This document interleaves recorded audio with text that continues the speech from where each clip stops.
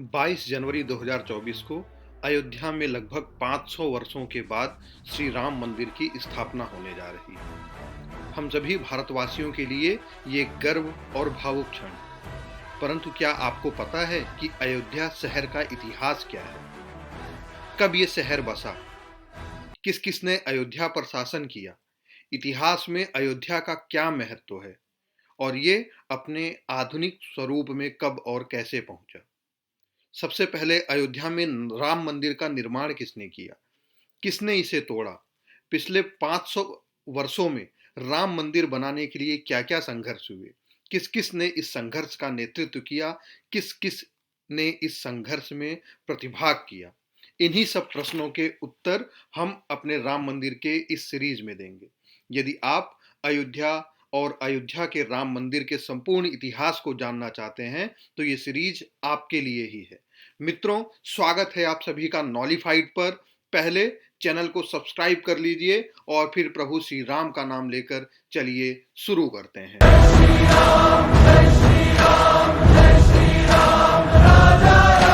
सबसे पहले हम जानते हैं कि अयोध्या का क्या इतिहास है। तो मित्रों, प्राचीन भारत में एक साम्राज्य था जिसको कहते थे कौशल साम्राज्य। इसी कौशल साम्राज्य की राजधानी थी अयोध्या और इसी अयोध्या में जन्म हुआ था हमारे प्रभु श्री राम का। अयोध्या जो शब्द है, इसका शाब्दिक मतलब है जिसको कभी जीता ना जा सके, जिसको युद्ध में कभी भी जीता ना जा सके, वो है अयोध्या। और ये अयोध्या थी कौशल साम्राज्य की राजधानी जहां पर प्रभु श्री राम का जन्म हुआ था। अयोध्या के राजा थे दशरथ और दशरथ थे इक्ष्वाकु वंश के राजा।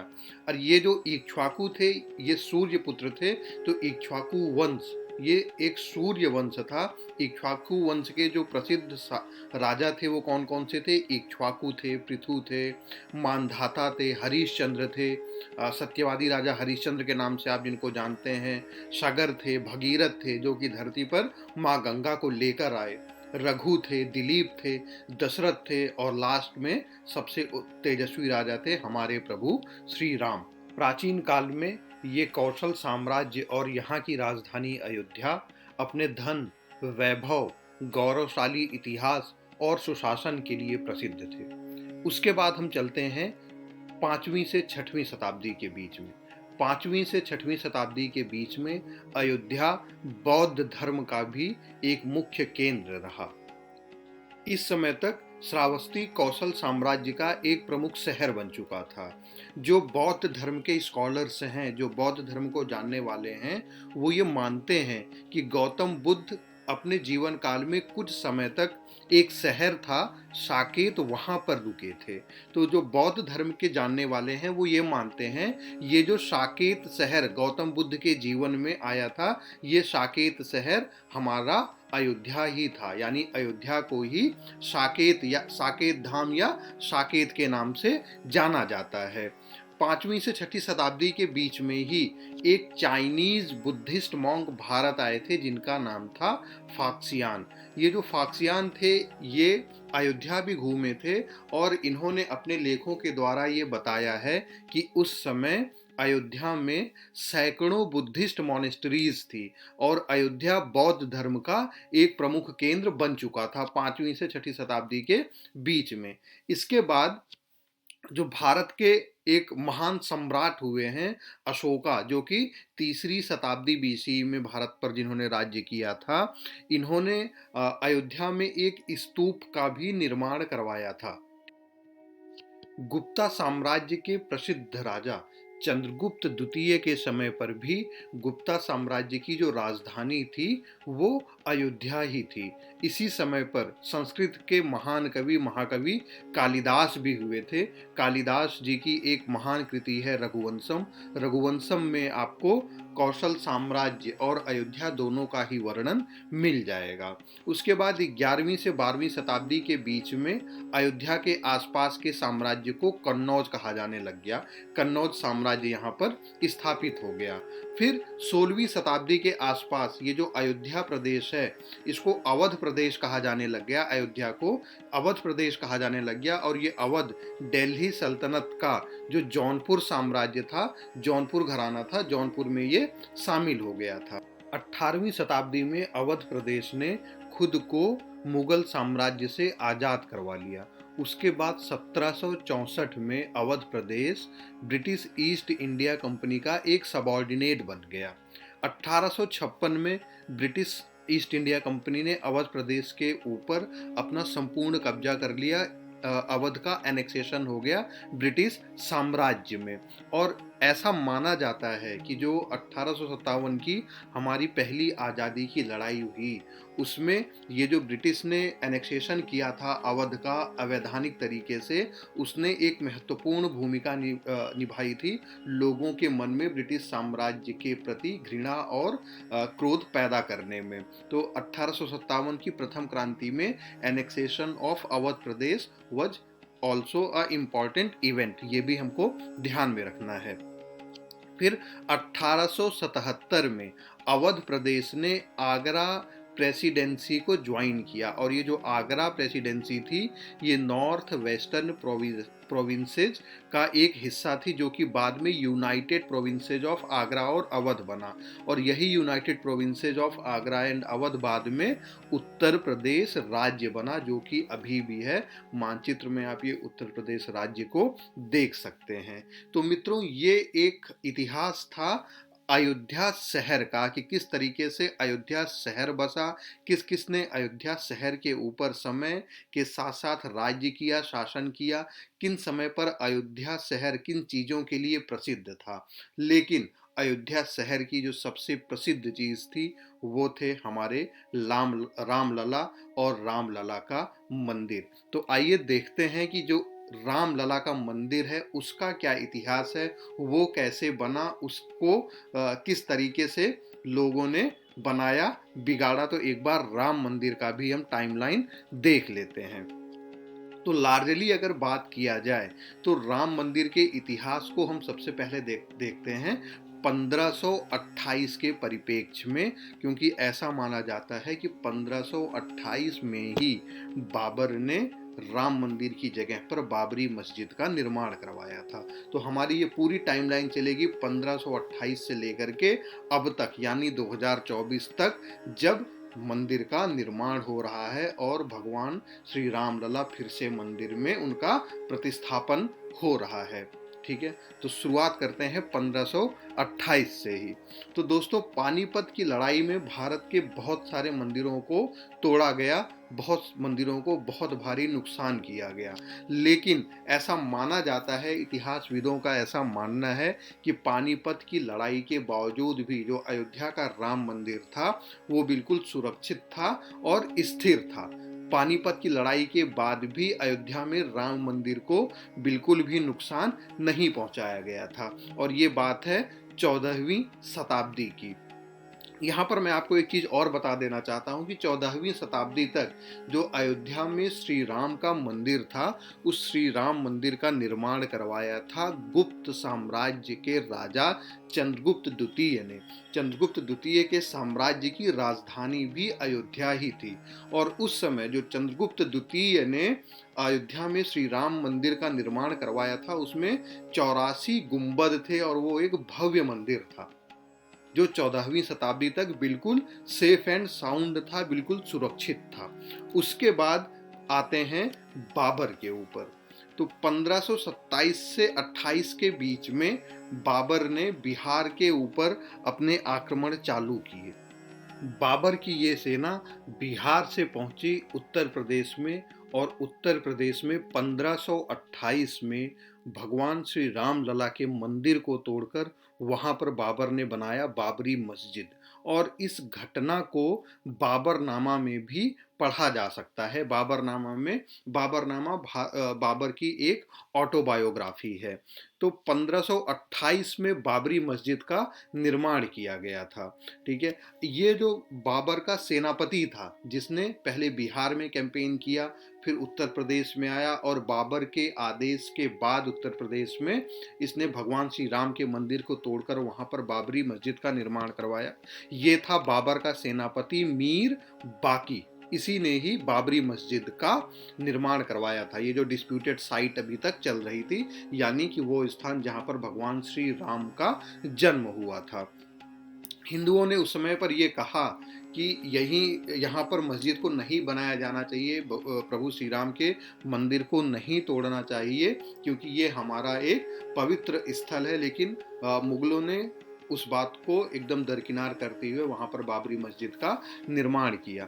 अगर आप अयोध्या के आसपास के क्षेत्र के इतिहास को जानेंगे तो आपको पता चलेगा कि अयोध्या के आसपास अभी भी बहुत सारे क्षत्रिय गांव हैं जिन्होंने उस समय पर ये कसम खाई थी, ये प्रण लिया था कि जब तक यहाँ पर हम पुनः बाबरी मस्जिद को हटा करके भगवान श्री राम के मंदिर को नहीं बनवा देंगे, भगवान श्री राम लला को फिर से प्रतिस्थापित यहाँ पर नहीं कर देंगे, तब तक ना ही हम सर पर पगड़ी पहनेंगे और ना ही पैरों में जूते पहनेंगे। ऐसे गांव अभी भी अयोध्या के आसपास के क्षेत्रों में विराजमान है, विद्यमान है, जहां पर लोग अब 22 जनवरी के बाद सर पर पगड़ी और पैरों में जूते पहनना चालू करेंगे। अच्छा, ये आप जो प्राचीन बाबरी मस्जिद है इसकी तस्वीर यहाँ पर अपनी स्क्रीन पर देख सकते हैं। इसमें 3 डोम्स थे जो मीर बाकी ने बाबरी मस्जिद का निर्माण करवाया था, उसमें टोटल 3 डोम्स थे।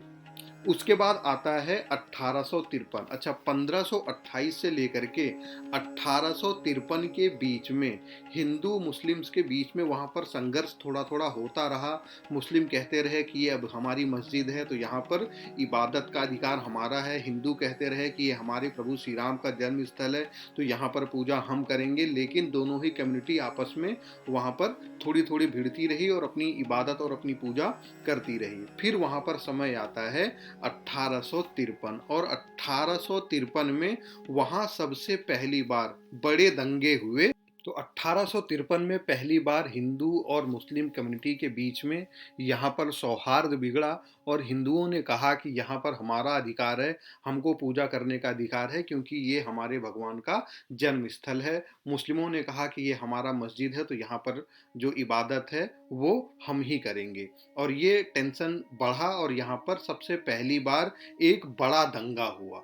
इस दंगे को भड़काने में अंग्रेजों ने भी काफ़ी भूमिका निभाई, क्योंकि उस समय तक अंग्रेज ये कहने लग गए थे कि अगर भारत में राज्य करना है तो यहाँ पर फूट डालना पड़ेगा, फूट डालो और राज्य करो की नीति में यहाँ पर अंग्रेजों ने थोड़ा सा दंगों को भड़काया और हिंदू और मुस्लिम कम्युनिटी के बीच में जो वैमनस्यता थी, जो दुश्मनी थी, उसको बढ़ाने का काम किया। फिर साल आता है 1858 का, और ये साल 1858 का इसलिए महत्वपूर्ण है क्योंकि पहली बार 1858 में 1528 के बाद ये जो मंदिर की प्रीमाइसेस थी, यानी जहाँ पर मस्जिद था, यहाँ पर सबसे पहले पूजा की गई। अब ये जो पूजा की घटना है, पूजा करने की जो घटना है, ये भी अपने आप में बहुत ही ज़्यादा ऐतिहासिक है, क्योंकि यहाँ पर पूजा हिंदुओं ने नहीं की बल्कि सिखों ने की। तो ये इस प्रीमाइसेस में पूजा की क्या घटना है, आइए एक बार ये देख लेते हैं। तो 30 नवंबर 1858 को फैजाबाद के कोर्ट में, फैजाबाद के थाने में एक एफआईआर दर्ज की गई, और ये जो एफआईआर थी वो थी निहंग सिख के खिलाफ, जिन्होंने कि बाबरी मस्जिद के अंदर पूजा करी थी। उस समय जो अवध पुलिस स्टेशन था, उसके जो एसएचओ थे उनका नाम था श्री शीतल दुबे। शीतल दुबे जी ने अपने एफआईआर की रिपोर्ट में ये कहा है कि निहंग सिख श्री फकीर खालसा, जो कि पंजाब के रहने वाले थे, उन्होंने बाबरी मस्जिद के अंदर गुरु गोविंद सिंह के लिए हवन और पूजा को ऑर्गेनाइज किया, और मस्जिद के अंदर उन्होंने श्री भगवान की एक मूर्ति को भी बनाया और उसको प्रतिस्थापित कर दिया है। ये थी रिपोर्ट एसएचओ की।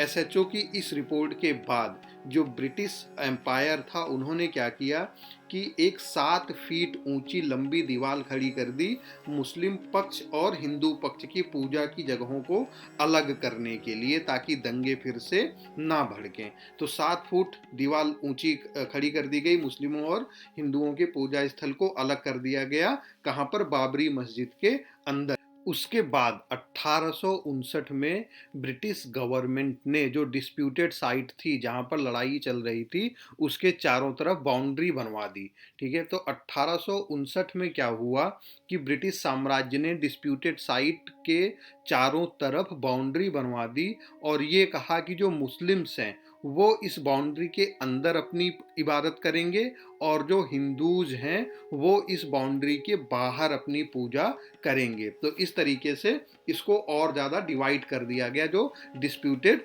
साइट थी।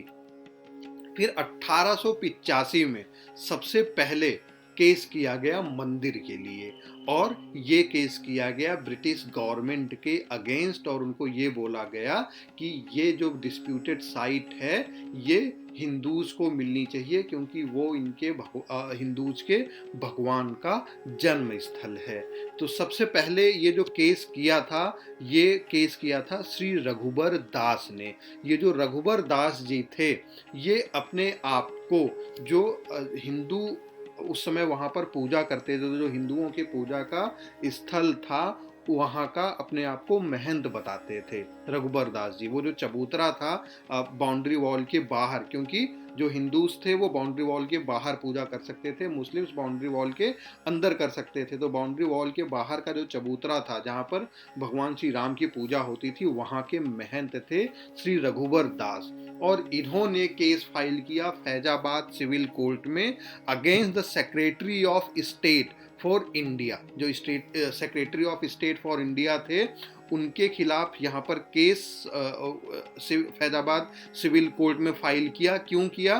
ताकि उनको परमिशन मिल सके कि यहाँ पर जो चबूतरा है इस चबूतरे की जगह पर बाबरी मस्जिद को हटाकर हम भगवान श्री राम का एक भव्य मंदिर बना सकें, क्योंकि ये जगह भगवान श्री राम को बिलोंग करती है, ये उनका जन्म स्थल है। हालांकि जो फैजाबाद कोर्ट था उन्होंने उनके इस सूट को बिल्कुल ही डिसमिस कर दिया और फैजाबाद डिस्ट्रिक्ट जज ने उनकी इन दलीलों को मानने से मना कर दिया और जो स्थिति थी वो यथावत रही, यानी कि बाउंड्री के अंदर मुस्लिम इबादत करेंगे और बाउंड्री के बाहर जो चबूतरा है वहां पर हिंदू भगवान श्री राम की पूजा कर सकते थे। उसके बाद साल आता है 1934 का, जब बाबरी मस्जिद के ढांचे को सबसे पहली बार ढहाने की कोशिश की गई। तो 1934 में अयोध्या में फिर से एक बार दंगे हुए और इस दंगे का रिजल्ट ये रहा कि बाबरी मस्जिद का एक पोर्शन हिंदुओं द्वारा तोड़ दिया गया, ये कहते हुए कि बाबरी मस्जिद ये अवैधानिक है, यहाँ पर भगवान श्री राम का मंदिर होना चाहिए क्योंकि वही उनका जन्म स्थल है। तो 1934 में पहली बार ऐसे दंगे हुए जिसमें कि बाबरी मस्जिद को नुकसान पहुंचाया गया और ये उस पोर्शन को तोड़ा गया था जिसको कि ब्रिटिशर्स ने रीबिल्ड किया था, ब्रिटिशर्स ने फिर से बनाया था। तो 1934 में वो बनाए गए पोर्शन को हिंदुओं ने फिर से तोड़ दिया। तो दोस्तों ये जो राम मंदिर का इतिहास है ये आगे अभी और चलेगा। आगे हम जानेंगे कि किस तरीके से भगवान जो श्री राम लला हैं जो अभी वहाँ पर प्रतिस्थापित हैं, जिनकी अभी तक पूजा हो रही है, वो मूर्ति किस तरीके से बाबरी मस्जिद के अंदर स्वतः ही प्रकट हुई या किसी ने उसको बाबरी मस्जिद के अंदर रख दिया था, वो क्या पूरा मामला था, फिर कैसे कैसे चले, किस तरीके से राम लला विराजमान ने खुद ये कोर्ट में केस फाइल किया कि ये जगह मेरी है, यहाँ पर मेरा जन्म स्थान, ये मेरा जन्म स्थान है, यहाँ पर मेरा ही अधिकार है। किस तरीके से 1990 में 1990 में ये सारा आंदोलन चला, फिर बाबरी मस्जिद को तोड़ा गया, वो सारा इतिहास हम अपने अगले एपिसोड में जानेंगे। तो ये सारी वीडियोज सभी राम भक्तों के लिए, सभी के लिए बहुत ही ज़्यादा इंफॉर्मेटिव है। चैनल को सब्सक्राइब जरूर कीजिए और हमारे साथ बने रहिए। मिलते हैं अगले वीडियो में। धन्यवाद।